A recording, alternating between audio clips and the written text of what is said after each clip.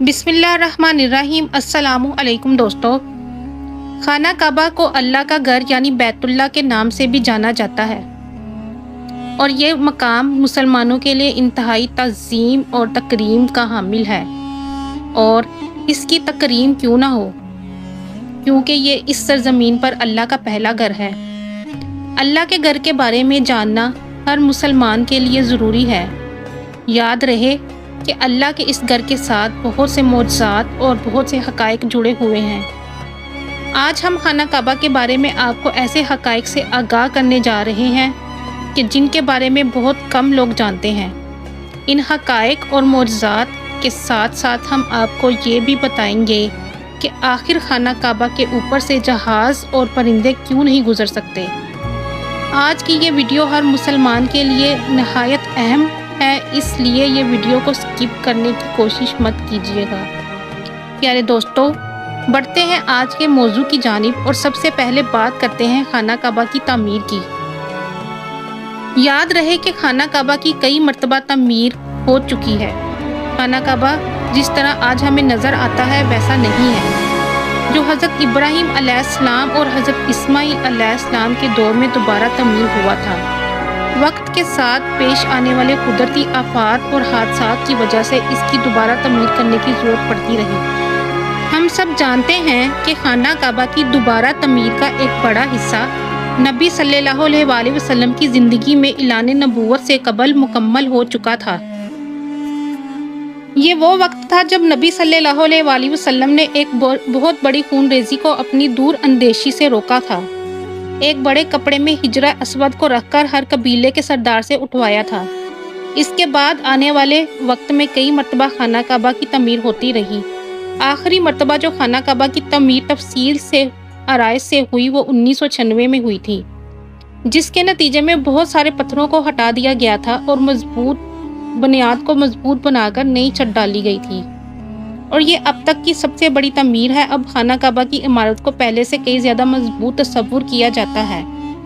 खाना काबा की तमीर के हवाले से अल्लामा जलालुद्दीन फरमाते हैं कि खाना काबा की तमीर 10 मरतबा हुई। दोस्तों, अगर बात की जाए खाना काबा के दरवाज़ों की तो इसके 2 दरवाजे और 1 खिड़की हुआ करती थी। दोबारा तमीर किए जाने से पहले खाना काबा का एक दरवाज़ा अंदर दाखिल होने के लिए और एक दरवाज़ा बाहर जाने के लिए इस्तेमाल होता था। एक ज़माना था कि खाना काबा में एक खिड़की हुआ करती थी। खाना काबा की जो शक्ल आज मौजूद है, इसमें सिर्फ दरवाजे हैं, खिड़की मौजूद नहीं है। इसी तरह अगर बात की जाए खाना काबा के रंग की, तो हम लोगों ने खाना काबा को हमेशा काले रंग के कस्वा और सोने के दागों में देखने की ऐसी आदत हो चुकी है कि हम उसे और किसी रंग में तस्वुर भी नहीं कर सकते। ये रवायत अलबसात जिनके घर का रंग काला था तब से चली आ रही है, लेकिन इससे पहले खाना काबा मुख्तलिफ रंगों के गुलाफों से ढका रहता था। इन रंगों में लाल, हरा और सफ़ेद रंग शामिल हैं। दोस्तों, खाना काबा की एक और दिलचस्प बात यह है कि इसकी चाबियां शुरू दिन से एक ख़ानदान की तहवील में हैं। फतह मक्का के वक्त आपको खाना काबा की चाबियां दी गई थीं, लेकिन वजह इसके कि आप सल्लल्लाहु अलैहि वसल्लम ये चाबियां अपने पास रखते। आप सल्लल्लाहु अलैहि वसल्लम ने ये चाबियां बनी शाबा ख़ानदान उस्मान बिन तलहा को वापस कर दी। उस वक्त से आज तक इन चाबियों के रवायती रखवाल हैं और आप सल्लल्लाहु अलैहि वसल्लम के नादिर अल्फाज की रोशनी में ये चाबियां हमेशा उनके पास ही महफूज रहेंगी। जैसा कि हदीस पाक में है कि आप सल्लल्लाहु अलैहि वसल्लम ने फरमाया, ए बनी तलहा, ये चाबियां रोज़े क़यामत तक तेरी तहवील में हैं, सवाए इसके ज़ोर ज़बरदस्ती या गैर इखलाकी तरीके से तेरे से छीन ली जाएं। कहते हैं कि पहले खाना काबा हफ्ता में 2 मरतबा आवाम के लिए खोला जाता था और कोई भी खाना काबा के अंदर दाखिल होकर इबादत कर सकता था, लेकिन मौजूदा ज़माने में ज़ाहिरीन की तादाद ज़्यादा होने की वजह से खाना काबा को अब साल में सिर्फ 2 मरतबा खोला जाता है और इसमें सिर्फ आला शख्सियात और ख़ास मेहमान ही इसमें दाखिल हो सकते हैं। दोस्तों, आपको ये जानकर हैरानगी होगी कि खाना काबा की तादाद 2 है। खाना काबा के बिल्कुल ऊपर जन्नत में एक और खाना काबा भी मौजूद है, जिसको बैतुल मामूर कहते हैं, जिसका इशारा कुरान पाक में भी मौजूद है और नबी ने इस बात की निशानदही की है। जैसा कि अल्लाह के नबी सल्लल्लाहु अलैहि वसल्लम ने मेराज का वाक़या सुनाते हुए फरमाया, جب مجھے بیت المعمور یعنی اللہ کے گھر کا گھر دکھایا گیا تو میں نے حضرت جبرائیل علیہ السلام سے پوچھا تو انہوں نے جواب دیا یہ بیت المعمور ہے جہاں 70,000 فرشتے روزانہ اللہ کی عبادت کرتے ہیں اور جب وہ یہاں سے جاتے ہیں تو واپس نہیں آتے، ہمیشہ یعنی نیا دستہ آتا ہے، یعنی ایک فرشتے کو ایک ہی بار اس کی طواف کی سعادت ملتی ہے۔ اکثر لوگوں کا یہ سوال ہوتا ہے کہ حتیم خانہ کعبہ میں کیوں شامل نہیں کیا گیا اور خانہ کعبہ کا دروازہ اونچا کیوں ہے، تو اس کا جواب بھی اس حدیث میں ہے۔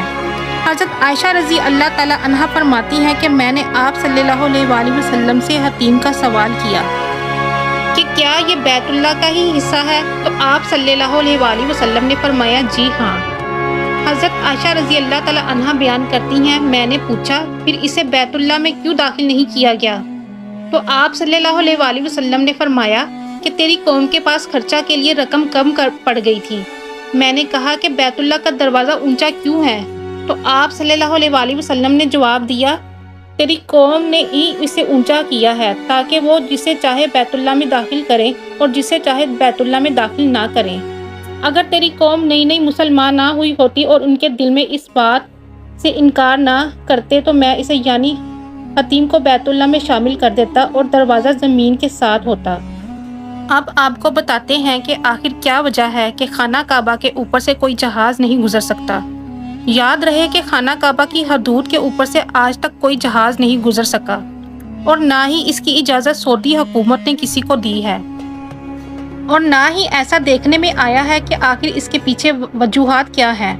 کیا اس کے اوپر سے گزرنے والی ہر چیز جل جاتی ہے یا کوئی اور وجہ ہے؟ تو دوستو آپ نے کئی بار یہ سنا ہوگا کہ خانہ کعبہ کے اوپر سے ایک جہاز یا پرندہ گزرا جو جل گیا یا تباہ ہو گیا۔ یاد رہے یہ باتیں سننے میں تو اچھی لگتی ہیں مگر ان کی حقیقت کچھ نہیں ہے۔ اہم بات یہ ہے کہ کیا واقعی خانہ کعبہ کے اوپر سے کسی بھی جہاز کو گزرنے کی اجازت نہیں دی جاتی؟ تو یاد رہے کہ سعودی احکام اور سعودی ایسوسی ایشن نے سختی سے پابندی لگا رکھی ہے کہ کسی بھی قسم کا کوئی جہاز مکہ مکرمہ یا حجاز کی سرزمین کی حدود کے اوپر سے نہیں گزر سکتا۔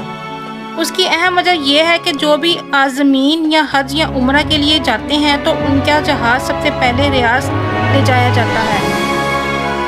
اس کی بڑی وجہ یہ ہے کہ اللہ پاک نے قرآن مجید میں غیر مسلموں کو پاک سرزمین میں داخل ہونے پر پابندی عائد کی ہے، اور بہت سی آیات بھی موجود ہیں جو کہ ثابت کرتی ہیں کہ مشرکین مکہ اور مدینہ میں داخل نہیں ہو سکتے، اس لیے کسی بھی طیارے کو حجاز سرزمین میں داخل ہونے سے روکا جاتا ہے۔ وجہ یہ ہے کہ اس جہاز میں کوئی غیر مسلم موجود ہو سکتا ہے، اس لیے اس سرزمین کو دنیا کی تمام ایئر لائنوں کے لیے نو فلائی زون قرار دیا ہے۔ مکہ مکرمہ ایک انتہائی اہم جگہ ہے، جہازوں کو اس کے اوپر سے اور قریب سے بھی گزرنے کی اجازت نہیں ہے۔ سعودی حکومت نے پوری دنیا کو یہ وارننگ دی ہوئی ہے اگر کسی نے بھی ایسا کرنے کی کوشش کی تو میزائل مار کر جہاز تباہ کر دیا جائے گا۔ دوستو ایک سوال جو بہت پوچھا جاتا ہے کہ وہ یہ ہے کہ کیا خانہ کعبہ زمین کے سینٹر میں موجود ہے؟ تو یاد رہے کہ زمین ایک بیضوی نما انڈے کی شکل کی ہے اور کسی بھی بیضوی نما چیز کا کوئی سینٹر نہیں ہے۔ اگر زمین فلیٹ ہو تو اس کا سینٹر دریافت کیا جا سکتا ہے، لیکن ایک گول چیز کا کوئی سینٹر نہیں ہے۔ اگر کہا جائے کہ خانہ کعبہ کا سینٹر موجود ہے تو یہ درست نہیں ہے۔ البتہ زمین کو بنانے کے لیے جو ٹکڑا سب سے پہلے بنایا گیا تھا آج وہ ٹکڑا سعودی عرب ہے، اور یہ بات سائنسی اعتبار سے بھی درست ثابت کی جا چکی ہے۔ اس کے علاوہ خانہ کعبہ کو جو اہمیت حاصل ہے کیونکہ یہ اللہ کا گھر ہے اور یہ اللہ کا زمین پر پہلا گھر ہے، یہ دنیا بھر کے مسلمانوں کا قبلہ ہے۔ تو دوستو امید کرتے ہیں آج کی ویڈیو آپ کو پسند آئی ہوگی۔